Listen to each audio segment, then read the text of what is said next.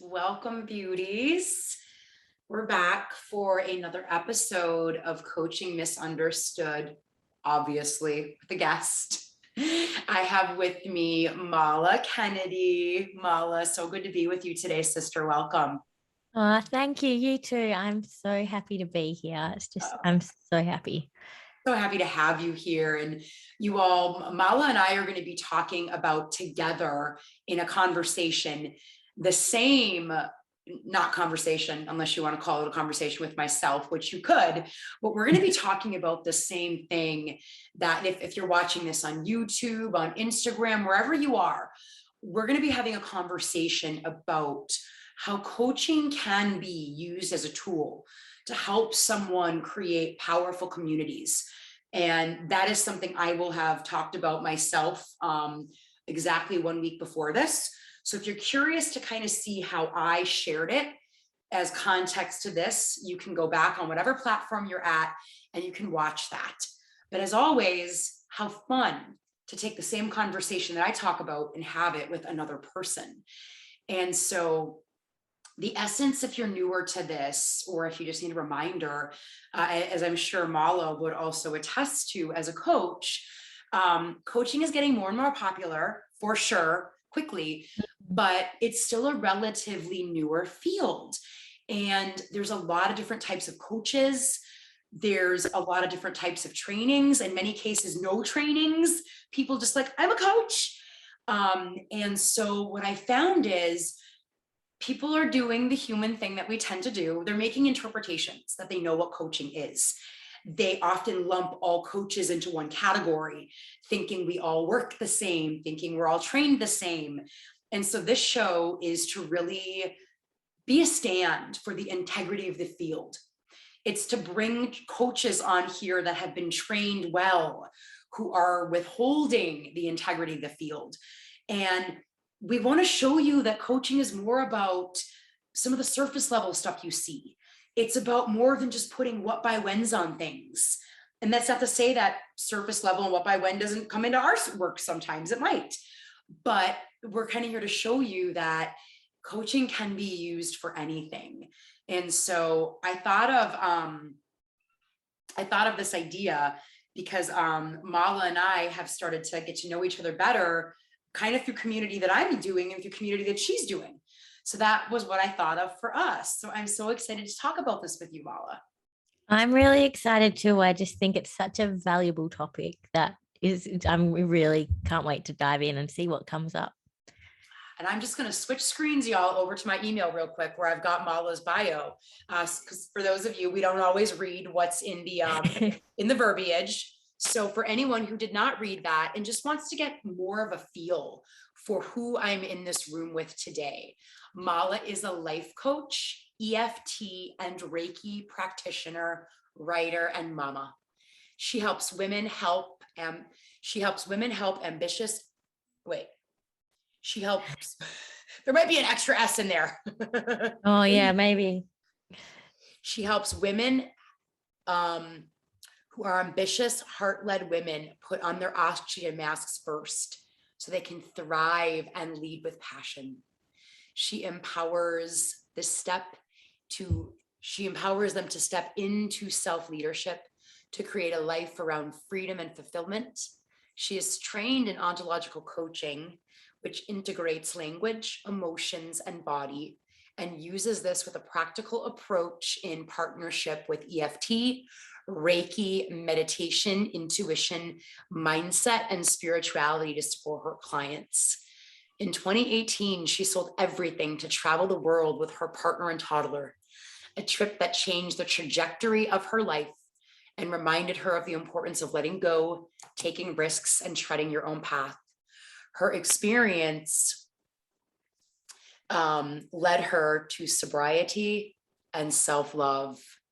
So first of all, I love that your bio is all about you walking the talk.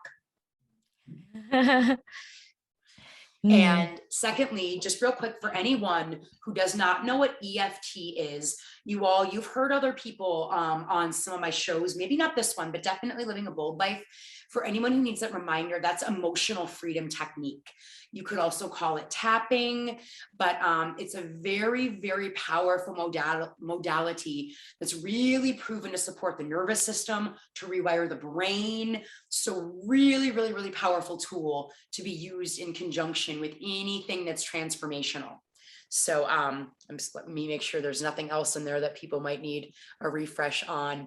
I don't think so. But you all, if real quick, if you didn't know this about me, because I don't always say the word, but it's in my bio and everything, ontological coaching and leadership is actually what I'm trained in too. So the cool thing is that Mala and I didn't go through the same program. Mala, mm, why I say that is a lot of the other ontological coaches I've done stuff with, I've met through my program. I actually haven't met that many here and there like you and I have connected. So it's really cool that you and I have mm, met and we get to have this conversation, because you're going to come through a little bit of a different lens because you're not from my same training, which I mm. think is going to be really fun. Yeah, definitely. And I'm the same. I know the people in my training. It's really, I think, kind of be tricky to find other ontological coaches out there. And yeah, I'm excited to see the different perspectives, slightly different perspectives on it, because I know that I have met some people from another school in the States, and there are some slight little differences, but it's really interesting. Yeah, yeah. And was there anything else in there that I saw that I wanted to say something to? Let's see. No, I think we'll just say that. But yeah, y'all, Mala already did mention, a little bit about ontological coaching, but that is how it's different. We're really paying attention to, the ontology of language. We're really Mm, inviting people to be with, the emotions and what they're trying to tell them, what comes up in the body. So I would say it's a really holistic approach for coaching. it really is. I mean, I know when I was going through my coach training, I was just thrown into the depths of living it. It became a part of my entire existence. And I went through some challenges during my training, which I'm sure it was perfect because I was just applying it in everything that I was doing constantly. It's one of those things that it is an extension of you. It becomes a part of you, and living from that ontological perspective it is so transformational. Yes, yes. Oh, I love this. So you all know the drill here. Mala and I are not scripted. I keep the interview process very similar to an actual coaching conversation, even though we're not coaching each other. Because a coaching conversation, coach isn't coming in with agenda and all this scripting. We're really going with the flow. We're shifting gears if we need to. We're going down, we're going up, we're all over the place. And so this is the same, where Mala and I are just really coming together, being authentic, being courageous, being vulnerable, and going wherever we go. And so Mala, when I reached out and I said, what do you think about the topic that coaching is a tool that can be used to build powerful communities? Like, did you have a first kind of inkling when you thought about how coaching can be a tool for such a thing? Mm. Yeah, I mean, to me, I wouldn't have built any communities or done any of the things that I've done or connected with anyone if I didn't have coaching. I'd probably still be Wow. living like a much different life, a very, very different life to what I'm living now because of it. So, um, yeah, I mean, I love being in community so much. I know you do too. And the way that I hold space, the way I reach out to people, the way I connect, it's all comes back to that core foundation of coaching. Oh, I love that. So that's powerful. So when you first thought about how coaching is a tool to build community, your first thought was, wow, without this amazing tool of coaching, I probably wouldn't have gone on to create or be in to the same capacity the communities I'm in. That says a lot. Exactly. Yeah, it does. I'd love to know your your thoughts on that when you think about that as well. Yeah. So, and again, the reason why I mentioned this to Mala was, well, those of you who've been following me, you probably have noticed that since, the world has been faced with global pandemics and whatnot, that was really when communities always mattered. But that was when I think I started bringing community into the mix in an even bigger way, more so virtually, right? Like I was really looking at my communities here in Charlotte, but then when we couldn't even be together, it made me think of, I want to take community to the next level. And where I started thinking of coaching, and we'll dance around because I know there's more about this for each of us, but where I really got present to the power of coaching for me personally throughout it is in my coaching and leadership training. I was telling Mala and I before this could be one of the parts where ours are different, but we talked a lot, and this could be a whole nother coaching misunderstood, but we talked a lot about enrollment and really enrolling people in your vision.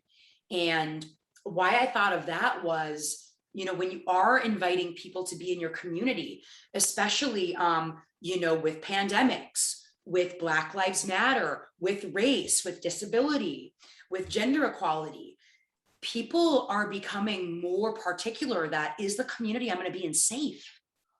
Am I going to be seen? Am I going to be heard? Am I going to be cared for and nurtured? And so that's where my ability to enroll, I was like, I know I'm really great at painting my vision and sharing it with others to a point where they can see it and feel it, and then decide if they want to get in there. And that for me, that comes from coaching. I love that so much. Yeah, I think having that vision is so important. And as well, when you mentioned um the importance of building these online communities, especially now with everything that's happened, I think in general, like having a small business or a coaching business is a really can be a really isolating kind of thing because you do so much of it alone. I mean, you have your client, but all the other things that you're doing, creating content, creating your offers, everything like that is often a solo kind of thing. So building these communities is really necessary to, because otherwise you spend so much time by yourself, and it's so much better to do things with other people. Like, I mean, of course you want to do both, but it's really, you need that nurturing and that support, and that's what I feel comes from communities. Yeah, that's a good point. Like so many service providers and certain work like coaching, it can be isolating if you're not really at cause to create community. And I don't know, but even just going through my yoga teacher training, my coaching training, the programs themselves had such a big focus on community, particularly the coaching one, because that was Mm-hmm. something they talked about, was how a lot of coaches will graduate, they'll leave the community, they won't find new ones, they won't stick with the old one, and then they go into silos and they're separate and alone. Mm-hmm. Yeah, I found the same. My coach training, the people I went through that training with, the mentors, they were everything. They made the training. I mean, the content, of course, but it was about the people and the community that we built and the connections we made. And I still have really strong connections with a lot of people from that. And I find I tend to opt for group situations. I love group programs because I love that sense of community. And been in group programs before, and trainings where it's been brilliant. There's been incredible content and learning, but the community feeling and the connection with the other people in there was missing. It just wasn't the same. And I didn't feel the same level of value from those programs. Yeah, I love that you're saying that, right? Because we can take community that's connected, and we can take community that's like, well, it's a group of people, Mm, but yeah. there's no cohesiveness, there's no vulnerability, there's no authenticity. And I love that you shared that's what you love and that's what you go for. And I will have to say, when before COVID and everything started happening, I tended to do a lot more one-on-one coaching for me as a recipient, Mm, and I tended to do less community. And then all of a sudden, it was last May, I completed with my one-on-one coach. And all of a sudden, I was like, I want to join a group. And a mm, former service provider I had worked with, she had launched a program called the Love Revolution. And mm, she's very experiential, very deep meditations, does a lot with like the feminine, the masculine. And so I did a 6-month program with her. And then it was through that the middle of that program where, after years of talking about wanting to do group coaching, I launched my first group. And a mm. year later, I'm on 3 now. So I really feel that community has become a bigger part of the conversation over the past year or so. Mm. And because you learn so much from the other people in the container, not just from the coach or whoever's mentoring, but the people that you're walking with and you're surrounded by, their perspective or their lens is always going to be slightly different to yours. So there are so many gems in that you can take away, that often the experiences and the relationships you build can be more learning than the content, often because of those relationships and the different dynamics. Yeah, absolutely. And what's really fascinating, and this is kind of through a different lens than sharing, how coaching has helped me create community. Mm, Um, but what I notice, because the reason why I'm sharing this and I'm thinking of this is, when I started doing my groups, I wanted I wanted to create the type of group that I was looking for myself. So I mm, wanted something that was a little less structured, a little more hands off, right? Like, where it wasn't the every single week. I said, I want people to feel like they have structure, but not too much. I want to mm, go for more of an every other week kind of a group, 2 times a month, right?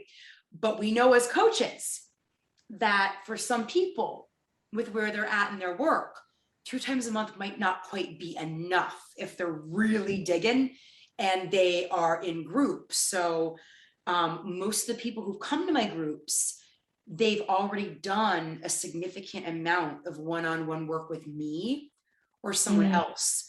And looking through that lens at them, I can see how coaching is a powerful tool to build a powerful community. Because, to your point earlier, the people in these groups, without training, they know how to hold space already. mm, They know that when someone is sharing, it doesn't mean this person's right, I should veer off where I am and listen to them, right? They've done enough work to be able to stand and say, no, that was just a reflection, so they don't get derailed. But they also don't do things like jump in right away and try to fix everything, right? mm. They can kind of back up and give the person room. So even just noticing that the majority of the people in my groups have already done a lot of coaching, I can see how not just coaching for me helps me facilitate a powerful group, but I can see how the people in the group are showing up and lending to it because of the work Mm. they've done. Such a good point. And I've noticed that too. I've had programs where I've had people who have never done coaching. They don't know what it is. They know nothing about it.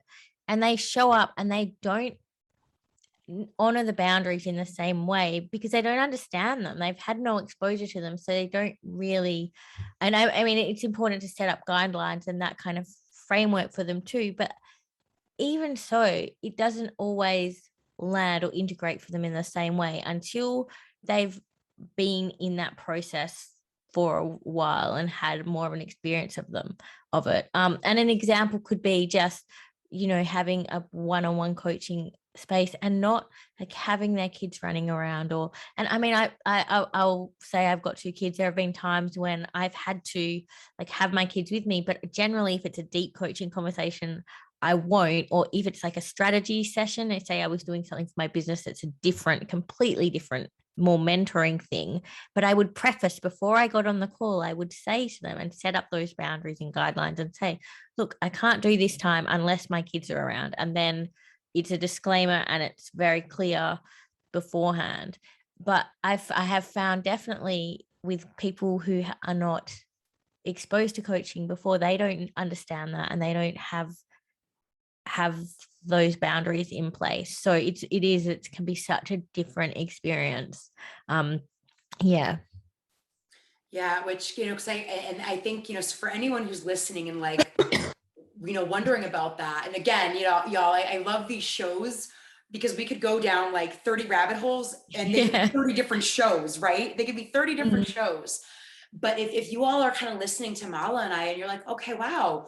So we hear that people who've had coaching, they all are part of what makes a more powerful community. And that's what I tell a lot of my clients. Because it's not just about, my tagline is realize and actualize your bold vision, but it's not just about that, right? Like what a lot of people don't realize is if they're coming to coaching to transition jobs, be a more present parent, be a more present spouse. I mean, who knows, right? It's endless. A lot of them don't realize a really cool thing you're going to get, whether it's what you're here for or not, you're fundamentally going to transform how you show up in the world. Yeah. And it can be really subtle and really, it can be a slow evolvement and so profound at the same time. Because these shifts that you have when you're showing up in a coaching container or a group program, they can be really subtle. I think there's a lot of stuff out there about everything being massive and these big things that are like life-changing and breaking. And sometimes the most impactful shifts that I have been tiny little subtle things. And the same with my clients. It's just like a little step. You may barely even notice it, but it's still really big. Yeah, and to your point, Mala, how I see like, and you all like what Mala is speaking to in coaching is we celebrate all the wins, we celebrate the small stuff. And how I really see that lending to powerful communities is I feel like a lot of times when we're out on our own and we're like taking the steps, like we miss it. And then when we're in group, like I've got all my peeps on like a Mighty Networks board too, because I don't want them to have to. A lot of my clients I've noticed over the years, for whatever reason, who I attract, a lot of them are not on Facebook. So I was like, okay, I attract a lot of people not on Facebook. So for these groups, I'll do Mighty Networks. But part of what we're doing in the community is we're celebrating the small wins. And what's cool is someone who might think their win is too small to celebrate can see someone else's win and say, oh my gosh, that's amazing. This is incredible. And then they're like, oh, that's what you're seeing when you look at my small win. So they're getting like the bigness of their small win by seeing other people celebrate their small wins. And I noticed that a lot in the community setting. It's really validating and it really shows you that you're not alone in your journey. Yeah, it's a really important piece to community. It's really, really one of my favorite things is feeling, I know, as a student and when I've been challenged by something and thinking it and then being nervous, you have those moments of tentativeness where you're like, should I share this or not? And then someone else shares the same thing, and you're like, oh, I can breathe. Yeah. And I think, a big tool that I use in coaching is normalization, normalizing things, right? People have these thoughts where like, oh my God, what's wrong with me? This is crazy. And I'm like, you're a human. Everybody has those thoughts. Most people just aren't talking about them. But the level of normalization in a community when there's coaching involved, it's powerful. Because by the end, everyone's like, oh, you too. It's all of us. This is powerful. And I feel like we don't feel so alone. Exactly. It's it really reduces that loneliness. I know from my personal experience, there have been so many times when I felt alone, and it's through those online communities and those connections that I overcame those hurdles and moved forward. And yeah, I love community so much. It's really a core focus of everything I do. And even with one-on-one clients, creating some kind of community outside that structure for them to connect so that they have that additional support and that additional connection. It's another dynamic again, which is, I think, can be really some of the most useful stuff that you have around that. Yeah, and I know same, if I'm working with a client one-on-one and they're trying to have me be their only structure, we start talking about community. Because I feel like we go a lot further with community. Definitely. And like just even noticing like community, and this is not to say you all that if you haven't had a coach or you haven't had coaching, you're never going to build a great community. We are not saying that, right? Like we're just two people who we do the work for a living, and we've both been or are recipients of the work. So this is a lot of how we do things. But I have noticed communities do tend to be set up differently, where people have had a lot of training on coaching, on leadership, on stuff like this, to where I do feel a little bit more safe and like just a little more safe inside of it. Have you ever had those experiences?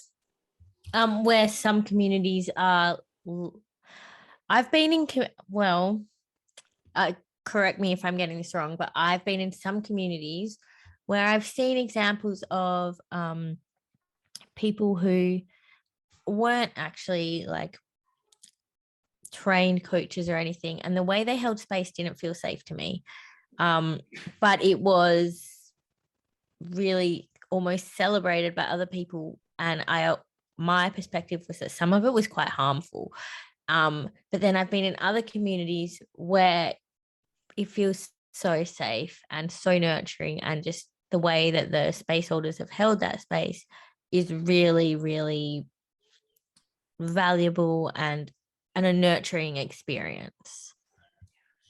And for anyone, Mala, who's not maybe in the coaching conversation as much as you and I, and we're talking about holding space, and would you mind just really briefly, for anyone who might be wondering, just bottom lining what it means to hold space, and then why do you think it is that coaching is such a tool that really allows people to hold space more effectively?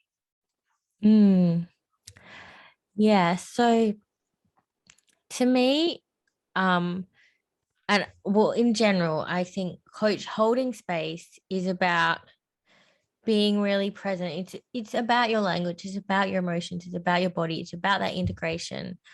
And it's also about not just giving advice. I really think it's about allowing people to simmer in whatever's coming up for them and let it rise. And sometimes the biggest gift you can give someone is silence. And that can be terrifying at times. Sometimes you just want to talk, you just want to jump in.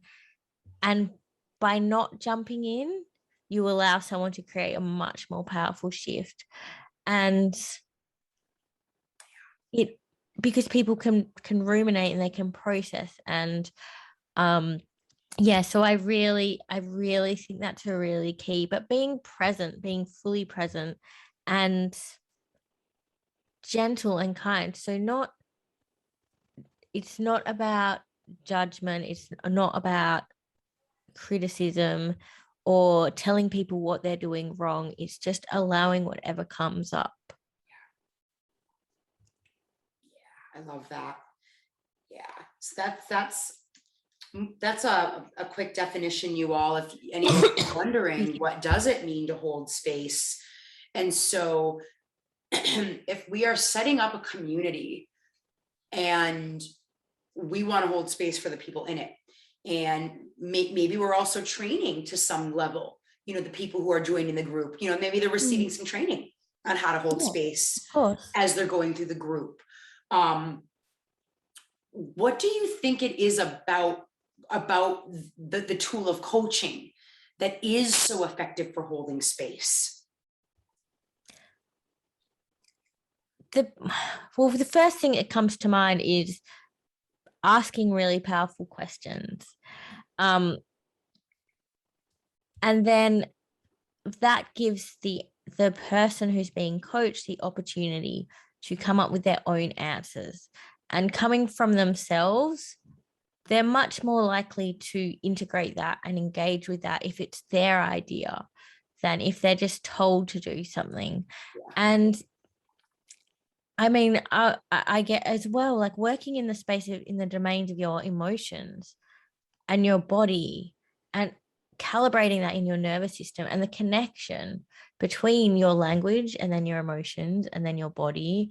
And they're so interlinked, and shifting one can really help you shift another, which that's where the magic is. Yeah. It's so magic. What it reminds me of? So you all, like a lot of what we talked about in my coaching and leadership training, which did bring in other things besides ontology, but that was our baseline of it. We talked a lot about like the core, the essence, right? And so you all, like, what I'm thinking about when Mala is sharing this with us is coaching ontologically is such a powerful tool to call forth your essence and teach you how to step outside and put down all your survival stuff. And I think why you're so powerful at holding space and bringing that into a community when you're using a tool of ontological coaching is, the term essence begets essence, right? And so before I show up to community, I check to make sure I'm clear, complete, and present. And then I'm coming from essence. And I connect easily and well with people, particularly other ontological coaches. And like the way you and I met, like, is very, so you all, like, Mala and I randomly met, like, my active campaign is weird, and sometimes people will get like put into registration even though they're not, and then I get to send these awkward emails like, hey, are you coming to the full moon thing? You still need to pay. That's actually how I met Mala, through on Instagram, and through that is when we kind of got talking more, and through that we just started connecting. And like one of the other ontological coaches that I had on this show, and you'll meet her as long as she can come to the next Moon Sparks that you'll be at, but she just reached out to one of my stories. She goes, oh my God, I love this. I freaking love you. I don't know you, but I freaking love you. And I was like, oh my God, thank you for showing me this love. I'm so glad you courageously reached out. Like, let's do a phone call.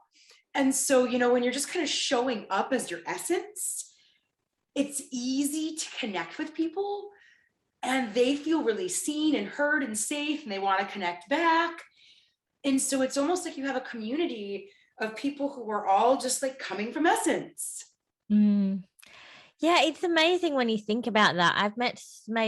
I love how we connected, and there are so many connections that I've made through random little things and synchronicities online, and everything you're compelled to.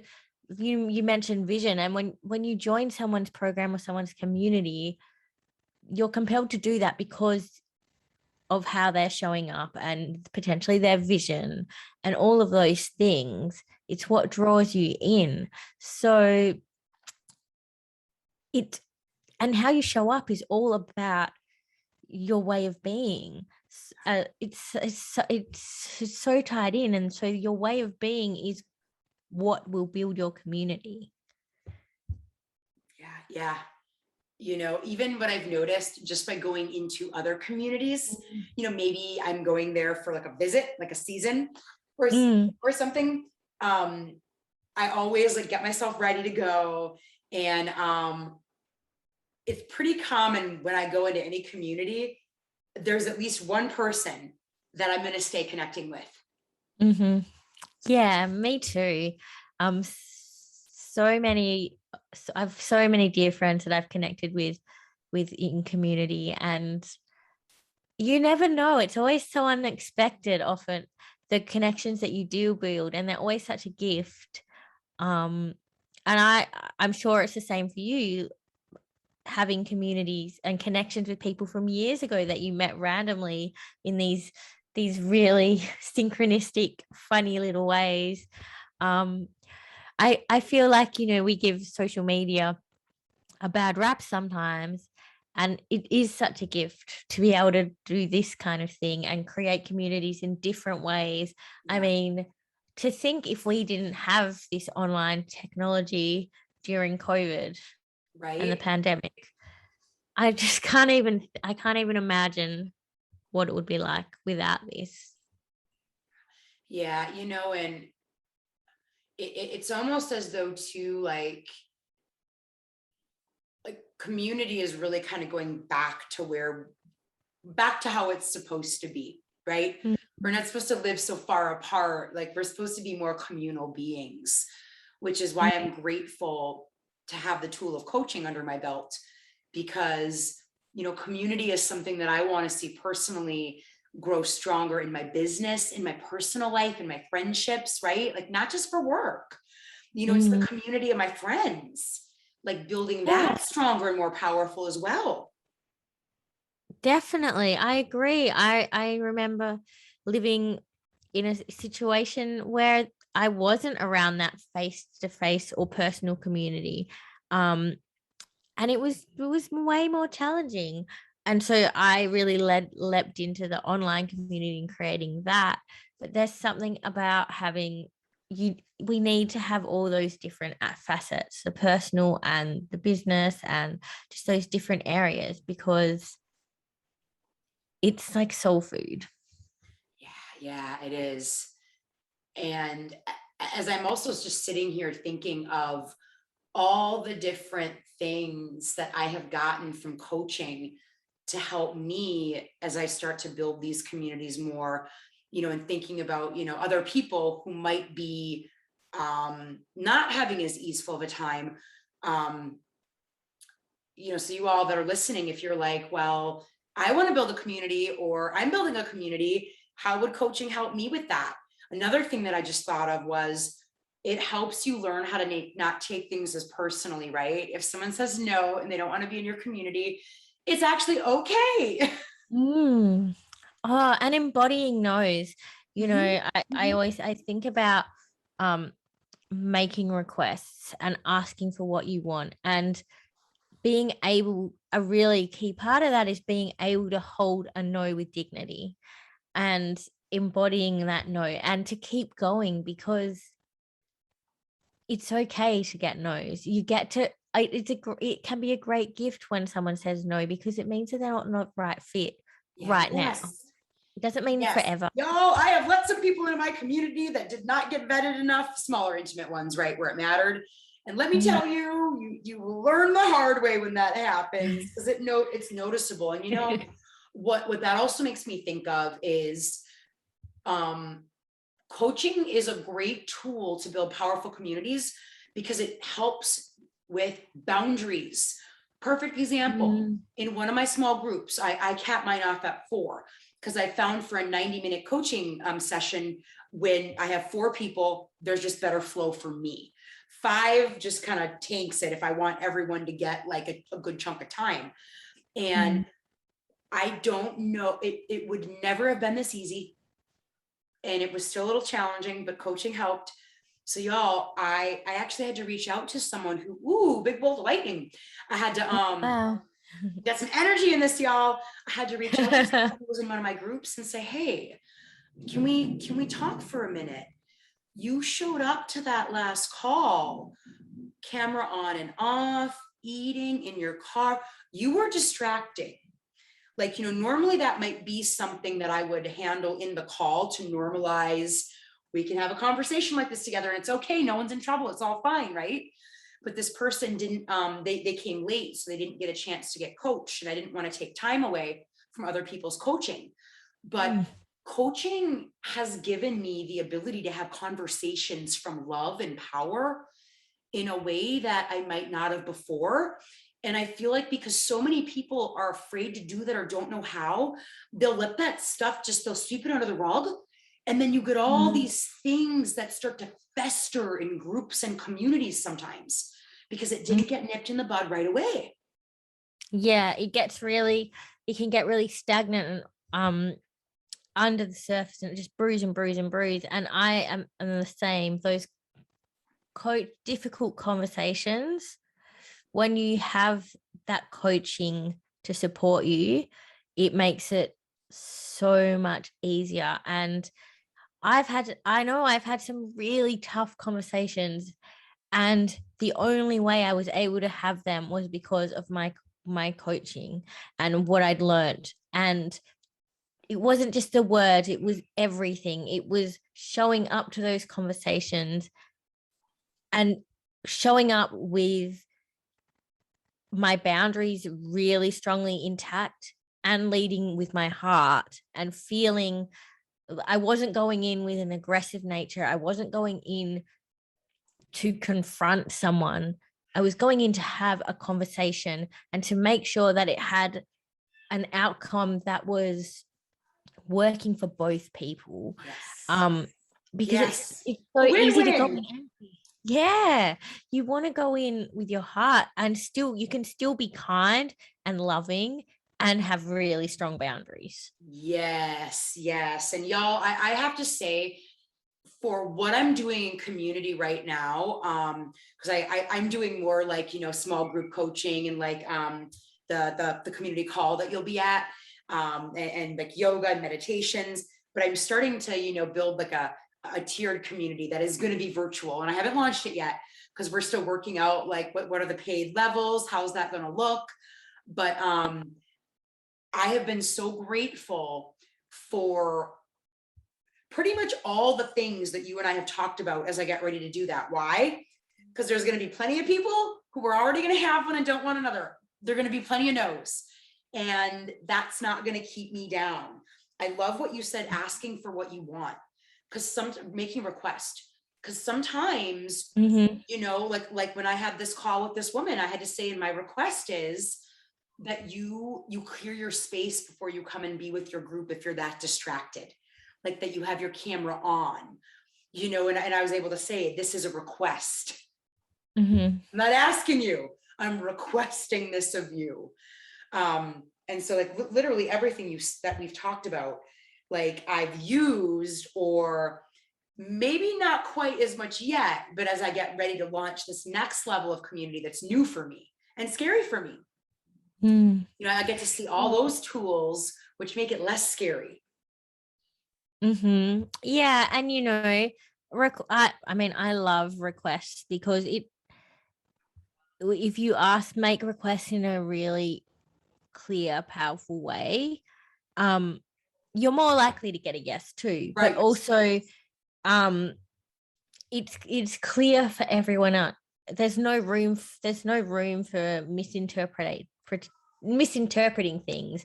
And even in our personal lives, in our home communities and stuff, we can think we've asked for what we want. We can think we've asked for something, but we haven't really. Yeah. Like there are so many examples of that. This is something coming to mind, saying to someone, saying to your partner, the lawn looks like it needs mowing, and thinking that that's a request. That is not a request. Yep. And and then that will breed like resentment and all those kind of moods and stuff, because you think you've asked for something, they think you haven't. And it creates more tension. So when you ask really clearly for what you want, everything will shift. And then you can really foster these relationships and build these beautiful communities. Yes, I love that. And I'm being mindful of time. So you all, Mala actually does not just have an Australian accent. She lives in Australia. So for Yeah. her and I to do this, like, you're the first person that I've met where we've done like 12-hour time zones. I Yeah. work with like 6-hour ones. So you all, like, it's dark out now. I've got my little lamps around me, and it's morning for Mala. So, so I'm being mindful of our time. And we've got about 5 minutes left. But firstly, I'm so grateful that you were a yes to this, because I think it is such an aligned conversation for the two of us to have, based off what we're doing, based off how we met. And I honestly, this whole conversation has been powerful, but I think maybe one of the most powerful things was said in the first maybe 5 minutes of this, where you said, I wouldn't have done any of the big community stuff I'm doing if it wasn't for coaching. I want to bring that full circle, because that means that you and I might not even be here together. We might not even have had the opportunity to meet if you Yeah, didn't or have we the courage wouldn't, I'm through sure of it. coaching to do it. Yeah, absolutely. I'm sure it wouldn't have. And it's a really interesting reflection to ponder that, and to think, without coaching, where would I be? Right. Would I be doing these things? And I can honestly say I wouldn't. There's no way I would. Yeah. So it's really exciting. It's really exciting. I can too. Everyone knows my story. Yeah, I mean, I was stuck bad when I found a coach, and I spent years trying to get unstuck alone. Story of my life. Then I finally got a Yeah. coach. I was like, oh my God, why didn't I get help sooner? This is amazing. Yeah. Yeah, I know. That was the same with me. Yeah. I still think of my first coaching conversation. I was like, what is this? This is the thing that's been missing in my life. And this is what I want to do straight I away. know. I didn't know what was going on, but I was throwing circumstance after circumstance after circumstance at this woman. And I was like, why isn't she getting in this with me? Like, she's listening to me, she's present, but she's not engaging with it. She's giving me no room for my stuff. And this is crazy. Oh, I love it. It's amazing. Yes. Yeah. So many good tidbits in here. So those of you who held space for Mala and I to have this conversation, thank you. This was a great conversation. And as always, y'all, my request is, if there's anyone that you just think of, feel, see in your mind's eye in this, share this with them, because they might be someone who needs to see this. You know, what if someone is like stuck doing something around community, they start working with a coach, and then poof, like, what if they go on to create something that we're like, that thing, like that's world renowned now, right? Like, we don't know. Like, we're just here to have this conversation, and I can't wait to see who gets their hands on it. I know. I feel so honored that we got to have this conversation. So thank you. It's been amazing. And you all know how I roll, and Mala is the same. If any of you who are watching this are like, you know, I'm interested in, gosh, after I heard this, I want to be a coach. Gosh, after I heard this, I want to hire a coach. I know I can speak for both of us when I say we are always so happy to have a conversation with you. And we're never going to go in thinking, I know where you need to go to coaching school, or you need to hire me. No. There's many places you could take training. There's many coaches you could work with. I think we're both here because we love this field, and we just want to see more people having access to something that I would say is magical. Yeah, I'm totally on board with everything you just said. It's magical. So you all, if you've been thinking about becoming a coach, you want to hire a coach, this is part of the reason this is here for. It's a resource for you. There's a whole arsenal of these other videos. There's a lot at this point. You might be like, whoa, I can use that coaching for that, and that. That's crazy. And whatever platform you're watching this on, I'm going to have the links that you can use to follow Mala, connect with Mala. And I think when it goes live, we're in about beginning of August now.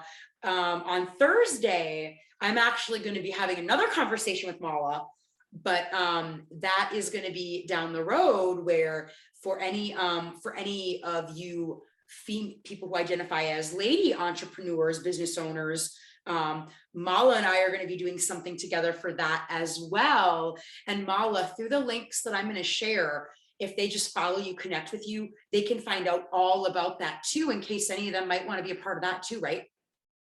Absolutely. Yes. So I will be sharing more about that very soon. I'm very excited about it. So I'm excited to have you as a part of it. So yeah, I will be, yeah, if you just follow me, connect with me on Instagram, that's probably the best place, and all the details will be there. Yes, you all, it's going to be great. It's going to be a lot of service providers who are a lot like both of us, where I know my thing is realizing and actualizing your bold vision without burning out in the process. And it sounds as though there's going to be a lot of other people there on the same thread too, just hitting different marks. Yeah, absolutely. I'm very excited. Yeah. Mala, you stay here so I can say goodbye to you, and we will say goodbye to the rest of you right now. Thank you so much for being here. It's truly an honor to get to share all of this amazingness with you. We hope you enjoyed it. Please feel free to ask questions, leave comments, share. It is here for you to do whatever you see fit with. Thank you so much, everyone. And thanks for having me. Such an honor. So much love to you all.